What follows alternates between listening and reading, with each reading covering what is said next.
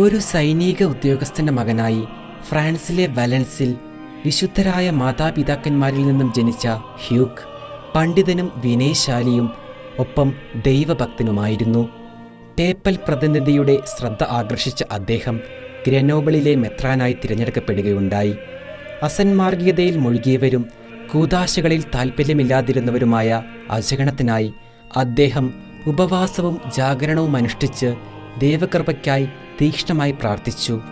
2 കൊല്ലം കൊണ്ട് രൂപതയെ ആത്മീയ നവീകരണത്തിലേക്ക് നയിച്ച അദ്ദേഹം മെത്രാൻ സ്ഥാനം രഹസ്യമായി രാജിവെച്ച് സന്യാസ ജീവിതത്തിലേക്ക് പ്രവേശിച്ചു. സഭാ നേതൃത്വത്തിൻ്റെ കൽപ്പന പ്രകാരം വീണ്ടും ഭരണമേറ്റെടുത്ത അദ്ദേഹം കണ്ണുനീരോടെയുള്ള പ്രാർത്ഥനയിലും വചനവായനയിലും കുമ്പസാരക്കൂട്ടിലും ഏറെ സമയം ചെലവഴിച്ചു. വാർദ്ധക്യത്തിൽ ഓർമ്മ നഷ്ടപ്പെട്ടെങ്കിലും സങ്കീർത്തനങ്ങളും സ്വർഗസ്ഥനായ പിതാവേ എന്ന പ്രാർത്ഥനയും ചൊല്ലിക്കൊണ്ട് 1132 ഏപ്രിൽ 1 അദ്ദേഹം നിത്യസമ്മാനത്തിനായി യാത്രയായി.